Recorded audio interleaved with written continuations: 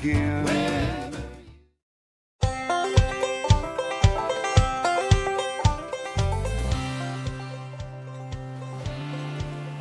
Well, hi. Thanks for joining us and welcome to The Soul of El Roaring, a podcast for skiers and riders, coming to you from the Ski Heritage Center Museum of Skiing located on Wisconsin Avenue, right out our window, on the way to Whitefish Mountain Resort. For this first episode, we're going to share some memories and some highlights from the 24-25 ski season, last season, here locally. And for future episodes, it's our goal to cover all things skiing, going all the way back to the earliest days of skiing up to the present day and a little bit even to the future. At this point, I should thank our sponsors, American Bank of Montana, with offices here in Whitefish, in Bozeman, at Big Sky, and in Livingston, and the Hidden Moose Lodge, located here in Whitefish on Wisconsin Avenue, just between our location here and the turnoff to Whitefish Mountain Resort. For this first episode, we're excited to be speaking with, from Whitefish Mountain Resort, Nick Columbus, the president, and Matt Gibo, the director of sales and marketing.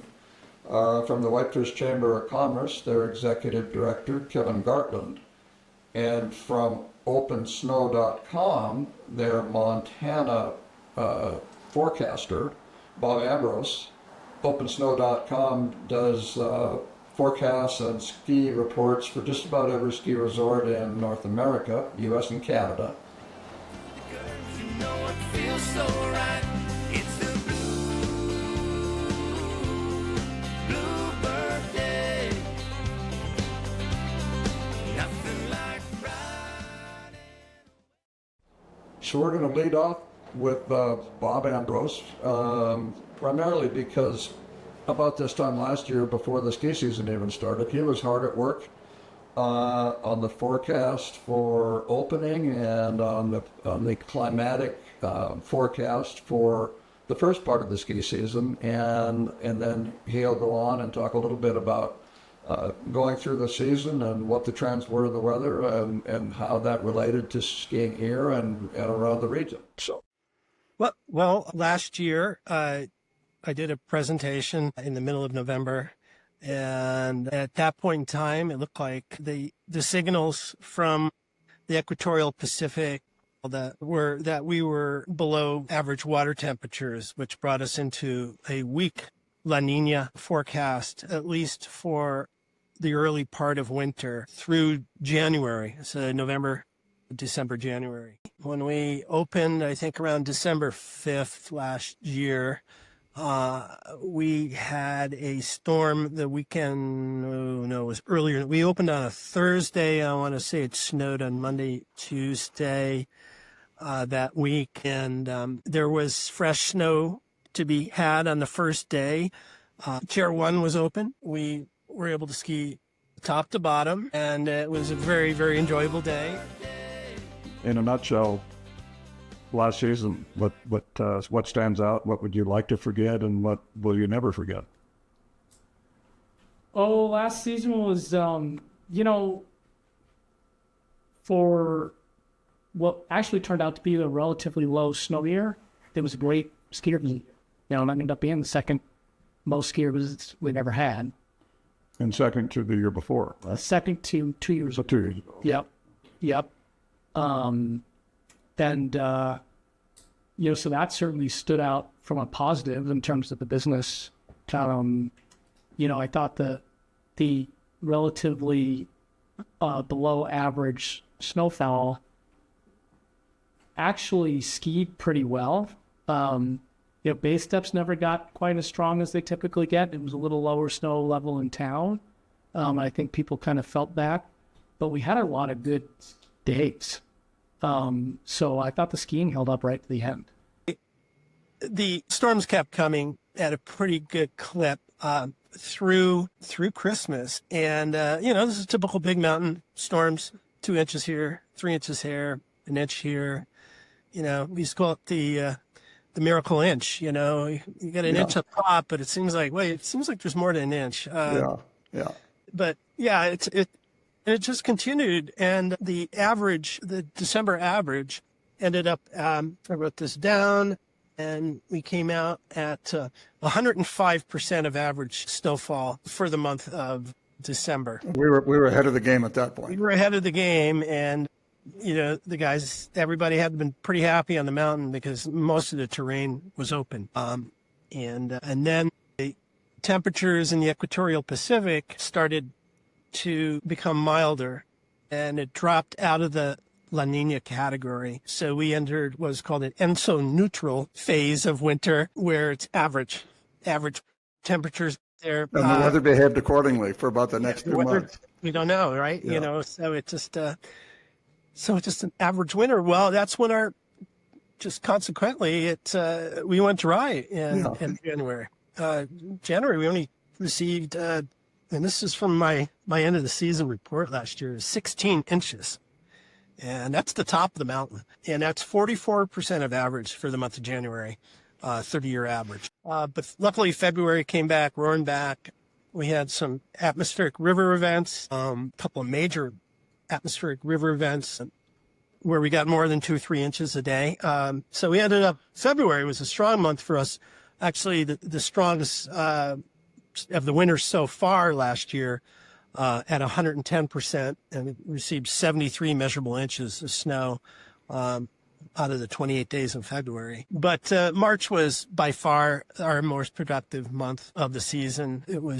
It started off dry. The first week was dry. The first week was warm, if you remember. We kind of ended February. It was kind of warm. Yep. And it was spring. Well, it was spring like on the mountain. And then we got over that 7 or 10 days where it was blue skies and sunny and warm. And then we went into a 3-week period right up to the end of the season where we just kept getting snow. A lot of snow. A lot of snow. And we had that 11-inch dump on the 22nd of March, which is still my favorite day of the season. It was a Saturday morning, typical Saturday morning, right? Yeah. You're early before everybody else does. Get your spot. And we really did pretty well. What did we end up? Well, let's see. 117% of average in March. March spring break business is really, trend there has been, I'd say, pretty positive the last few years and really good this year. So I thought, business-wise, 1 good year in, thought we finished on a good note. Ski airlifts and frankly, the ski was pretty good, thanks to a couple of well-timed storms in March. Through all that, the December average really kind of killed us at 44%, but we ended up the year at 93% of average. I guess the thing that stuck out about last year, in looking back at maybe the last 5 or 6 years, is we had great snow. We had good snow from the beginning of the season to the end of the season. Highlights? Or lowlights? Well, you'll get into it. Chair 2 was obviously a low for us, just the timing of that project. Yeah. Tough not having that at the holidays. Yeah. Other than that, I thought it was a pretty good winter. Again, skier was Right. we're competitive about it, so it's nice to have those numbers be real solid and beat the what we budgeted to be, and really beat prior year, because that prior year it was tough. National Skiers Association years ago, back in the day, used to put out a pretty good summary of skier visitation nationwide with a ton of statistics, which I always found was pretty interesting to follow and draw your own comparisons with. Is that something you pay any attention to at all? Or? Oh, sure. In fact, it came out just yesterday with some numbers on the season across the industry. And I think, Matt, you read this stuff, but I think the industry as a whole was up like 1.7% or something like that, 1.3, 1.7, less than 2%. Right. But it was the second highest year ever for the industry. So back to the kind of going through the season, when Chair 2 didn't open with the rest of the mountain, the rumor mill went kind of rampant. And so, just to set the record straight, what was the deal with Chair 2? Yeah, the deal with Chair 2 was, you look back on these things with hindsight, and there's a couple different ways you can look at it. When you're in the midst of it and you're getting ready to open the hill, or you got the hill open and you don't have a chair like that, you think the world's coming to an end, and it turns out the sun still came up in the east and set in the west, and we did okay. Our lives all went on, but it doesn't mean it wasn't disruptive and problematic. It was a tough one. But I think that's a Doppelmayr chair, and so we worked with Doppelmayr to, what we were doing is modernizing it. So it's a heavily used high-speed quad chairlift, and those detachable chairs, there's a lot of pieces and parts, a lot of things can go wrong, and their shelf life is limited. And so the project was to modernize that and continue to have a high-speed chair in that location for the next 12 years for a much lower price tag. Right. Than you would be putting a new. Yeah, building.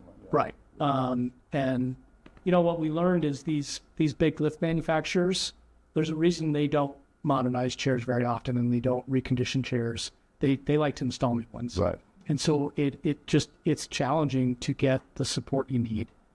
And it's not to put that on them, but we ran into some hiccups that we needed some assistance with, and it was just, there was a schedule to get on to get that done with. And it was parts and labor and help that we were relying on that was just a little slow to come. There were some mechanical issues, as you and I have talked about, with a couple of the lifts not being quite ready to go, and then having some mid-season issues with one of the other lifts. Fortunately, we have a large enough mountain, and we're no longer a 2-lift mountain, and so if we have problems with one of our conveyances, that we're able to spread out a little bit more. We're still able to use most of the mountain. Another one that has been an interesting one to sort of stand back and watch through quite a few years is the fate of the Alpenglow Inn property, and that's a story in itself, and probably a whole podcast in itself if you go back to day one with the illegal sale of the condominium units, and I have a whole another story. But so picking it up where we are right now with Powder Peak. Powder Peaks. Yeah. So it's how you guys see it? We see it as a challenged project sitting on our front doorstep that appears to be getting some momentum, which is a good thing. Obviously, I was just barely around to count for the last hurrah of the Alpenglow myself. And then, that came down, and we sat with an empty lot on our front doorstep for a lot of years. So the opportunity to see something come up in that zone is not a bad thing for resort buying, and it's a good thing. It's had its challenges getting going, but I do think this most recent the iteration that they're actually actively building out now is the best concept they've had for that space, to have a series of smaller buildings as opposed to one massive building. I think it'll serve that space better, and I think it'll fit the resort better. What would you say to the people who ask, why don't you cut the brush? I'd say look at the before and after on the skiers right 2/3 of Good Medicine.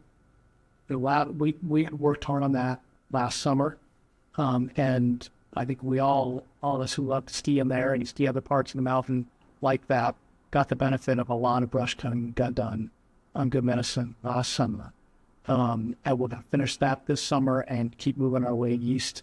I'd say that honestly, the eye came off on that ball a little bit, and now the eye is very firmly back on. Okay. Including some bigger equipment purchases that'll help us move a little quicker through there. No. But we'll be dedicating crews to that going forward, just as a rule. we're just going to pick it off. Well, I think people are going to be happy to hear it, for sure. Yeah. Well, I'm happy. Yeah. I like to ski it. A lot of fun, mostly. We had a meeting this morning, and our slopes supervisor, slopes manager, said that they've already hit 18 acres of lower mountain terrain, some deadfall stuff and some brush stuff to clean up that as it's melted out. So they've been pretty aggressive this year.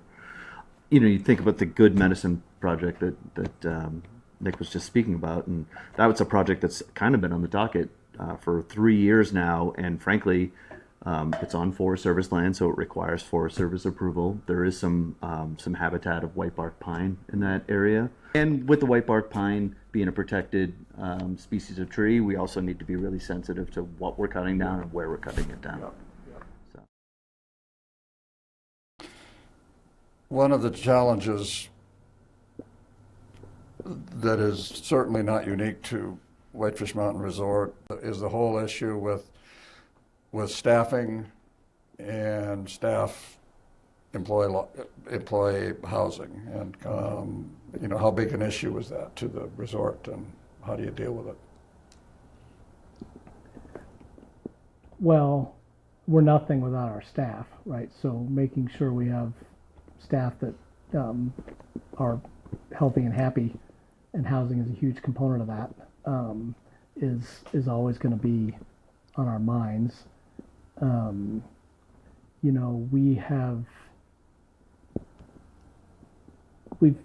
We currently haven't had any challenges with staffing per se.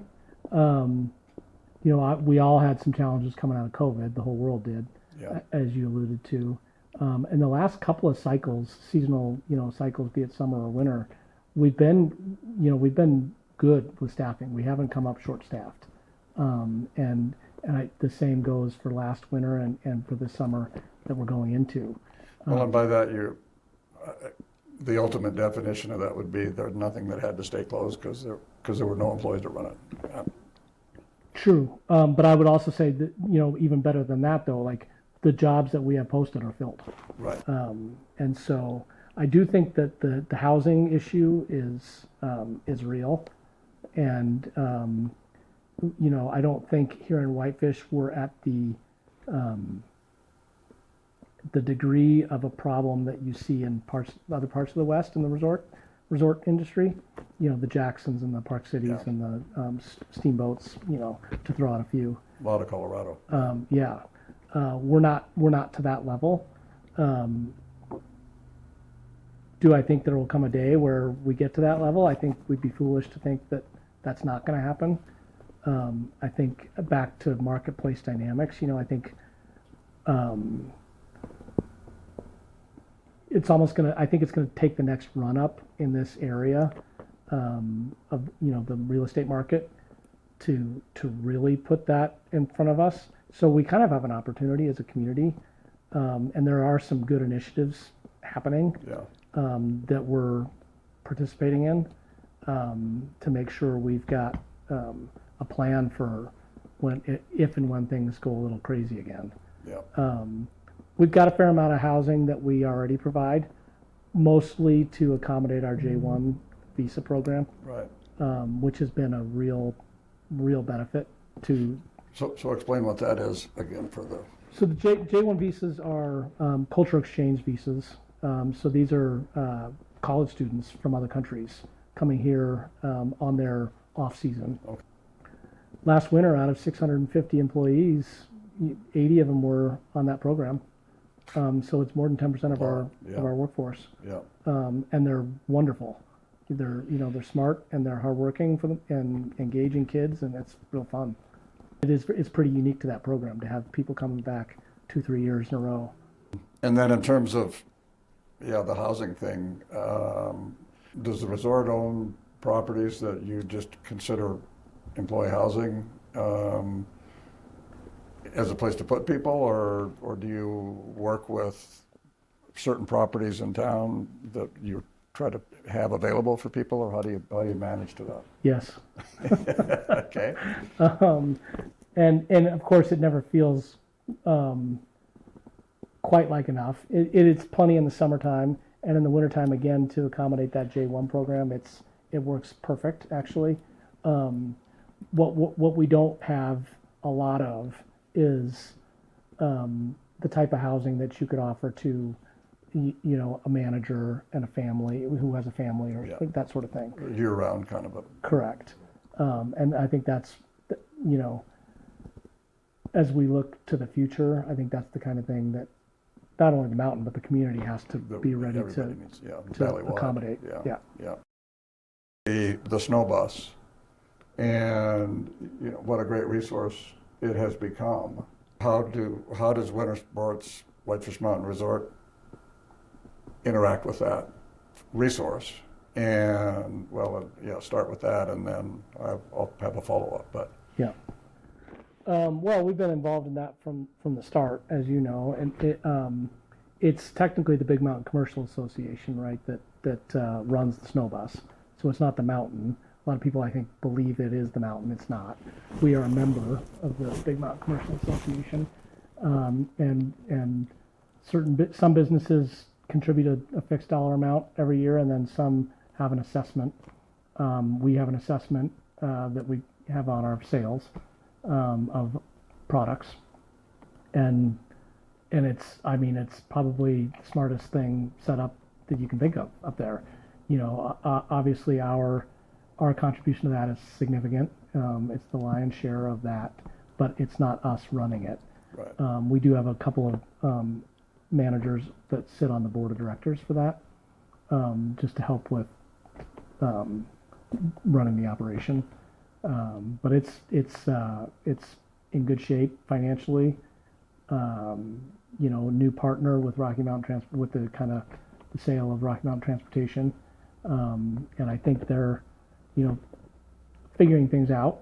But I think committed to the equipment, the buses, and the maintenance and purchases that have to go along with that. So I think it's a great program, and while it isn't the mountain, we're very involved in it, Right. and we utilize it. Not only is it good to get people up there and get cars off the road, but our staff uses it heavily too. yeah. So it's a big deal. I think a lot of people don't understand what an impact it has on summers, and you guys the same thing. It's got to be huge, and the fact that they figured out how to haul bikes, Yeah. the same way you figured out how to haul bikes to the top of the mountain. Right. That all seems to have grown. Along with housing concerns in the valley and across the valley, transportation's, I think, goes hand in hand with that. And so I think that as a community, we need to continue to think bigger in terms of snow bus and other forms of public transportation and beyond Whitefish even, to make it all come together and work. I've been impressed with the way the mountain has adjusted. We've seen the Flower Point lift move. We've seen new lifts come in. We've seen others moved to better access and better disperse the crowds. Yeah. I think they've been really pretty adept at doing that. That's a kudo for them. Probably the only thing that's significantly changed is the decision that was made early on in Foley's ownership and in Dan's tenure was the decision not to try to open for Thanksgiving every year, Yeah. which seems to have been philosophically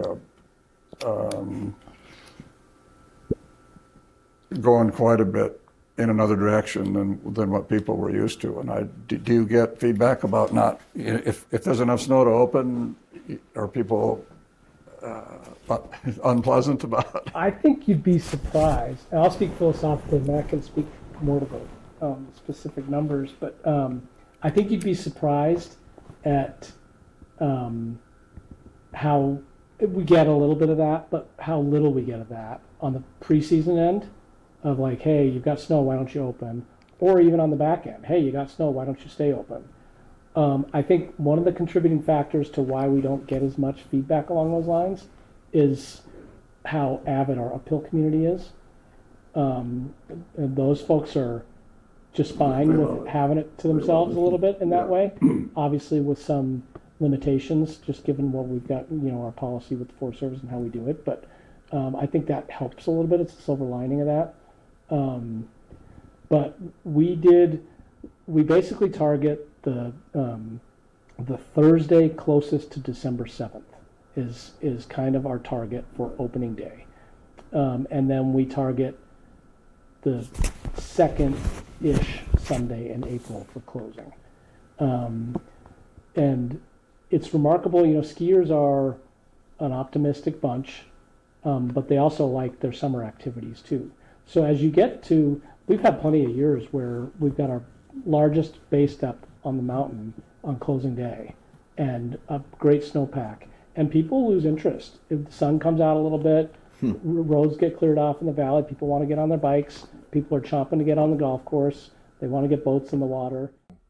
Timing is everything in this business. When we used to live in Mammoth, we were fighting to get the resort open by Thanksgiving. And so we were doing snowmaking from the time it hit 31 degrees, until the day it opened. And if it didn't open for Thanksgiving, everybody was shattered.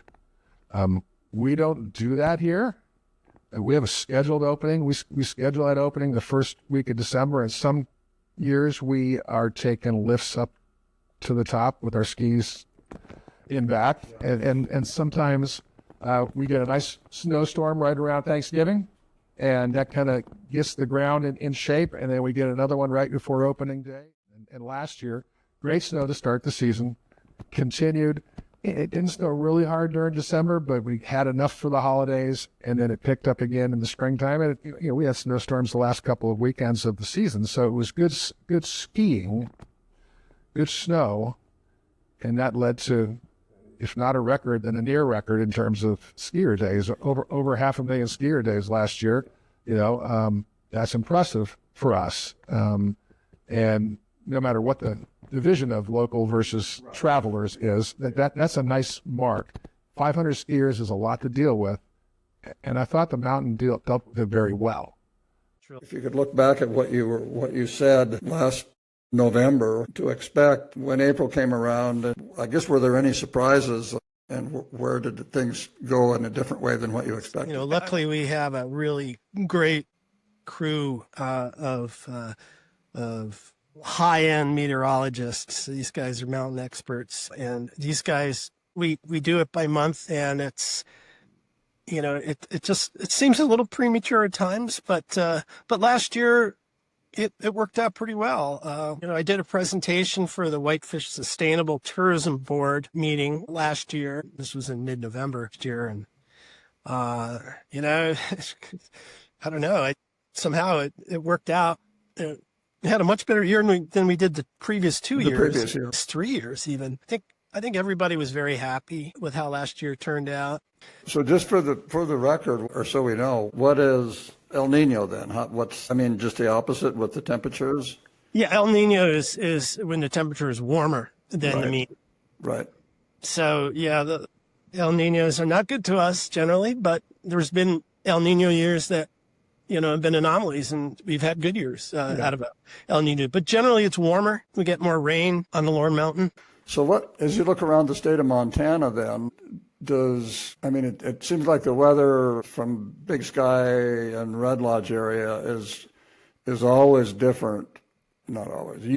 90% of the time, it seems like it's different than what we're getting. Snow cycles seem to run different. Does La Nina affect them the same way, and it's just a different part of the La Nina effect that is getting to them versus us? It's a good question. Yes, they are. East of the Divide it's almost like two states. It's almost like I forecast two different states. So I break up my forecast. West of the Divide is a separate forecast than east of the Divide. No matter how much you know about the weather, meteorology, and how much history you have, there's still a lot of ways it can play out that just, like you said, in some of the El Nino years, we're not supposed to have great winters and whatnot, then we've had some. And so it's still not a roll of the dice, but there's still a lot of educated guesswork involved. It is. And it's, the focus for me is when I do my daily snows, I put out a 3 to 5 day forecast, And then my extended forecasts go out 10 days. Beyond 10 days, it's really difficult Really to hard. predict the weather. I mean, Yeah. you can say a pattern, but we don't know any details. Yeah. You know. Yeah. What are the parameters of snowmaking at Whitefish Mountain Resort, and and ultimately, where's that going? But just to the person that says, well, why don't you just cover the whole mountain if you can make snow? Right. What are the restraints and how does all that work? Yeah. The components to snowmaking are the equipment itself, snow guns, power, and water. We're fortunate that we don't need to rely on snowmaking in the way that a lot of places do. Matt and I both worked back east for periods of time, and their snowmaking infrastructure is significant, way more significant than ours, because it has to be. They could be resurfacing 65-70% of their terrain multiple times throughout a season. We're lucky that we need it to get going. Yeah. It's not as easy as there's limitations to water. That's a big limitation. The equipment is in the real robust snowmaking systems. The equipment is a lot more fixed than ours. We actually primarily use fan guns that can move, but they can only move to locations where there's power. Right. So we're limited in that way. I think the biggest thing that the biggest misconception maybe is temperature. You can it needs to be cold to make snow. Yeah. And more advanced systems that are out there, which are really really expensive to install and then really expensive to operate. The technology has gotten to a point where you can make it at warmer temperatures, but it's still But it's not. It's pretty marginal. it's pretty marginal. And by warmer, I mean warmer than like 23. Right. Yeah. And of course, you look at humidity too. That plays a factor for sure. Wet bulb is the kind of meteorological term, Yeah. if you will. So those factors kind of come in, and the reality is, like, you look at this past year, and it was not cold. Late fall, early winter, it was not cold. Our snowmaking system is about the high end of where you want to be, functionally, optimally, 23 degrees. Well, and the other part of that too is, somebody sees it at 20 degrees on November 1st, but we don't open for 33 days, and we look at the forecast and see that it's going to be 50 the next week. Why aren't So, they making snow? yeah, we could make it, but then it's just going to melt. So, trying to be as efficient as possible with resources and human power and, our staff's time and effort, obviously. And you need a window of time, right? Yeah. You need more than a two couple cold nights. Yeah, exactly. A couple cold nights, great. But Well, it's pretty cool too. A new feature on our for those real geeky people out there, like the snowmakers. We have a new column. It's called wet bulb temperature, and that's what snowmakers look for, is a wet bulb temperature. Cool. And so we'll have favorable ratings for snowmaking at each resort.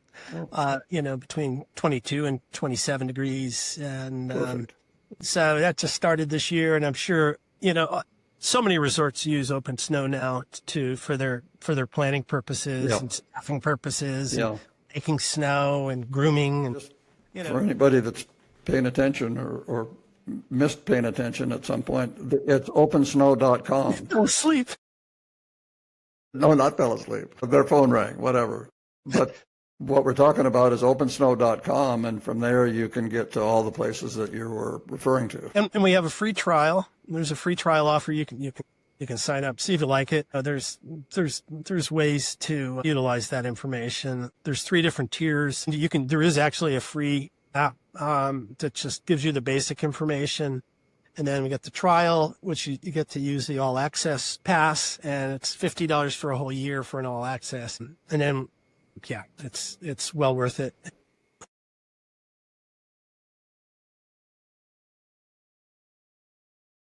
Corporate philosophy, the Winter Sports Incorporated philosophy about the the multi-resort pass programs, the Epic program, the Icon, and how soon are we gonna have that? See me packing my house. You know, it's inevitable. You know what? It's actually really kind of interesting, fortuitous, and some luck and some choices on our part that have led us to a really good place here. There's starting to be a little bit more outward blowback on those products in the marketplace. 18 years ago up there, we sat down and said, you know what, we're going to be about service and we're going to be about value. And we're just going to focus on those two things, and that's going to kind of guide what we do. And we're going to focus on our independence, and we're going to provide a genuine, authentic, independent experience that people can afford. And we're going to be nice about it, basically, is what we said we were going to do. And putting that stake in the ground, or those stakes in the ground, set us on a path, and we stayed diligent about it. So we were working so hard to be independent and affordable on our own, and the thought of joining a path like that, Which is counter. completely hypocritical, Yeah. with the program. Yeah. And now we're we've been growing on our own merits. Right. So it's not like we're one of those ones that's like, well, we don't really love the idea, but we need the skiers. We're doing just fine, thank you very much. Right. And that is our push.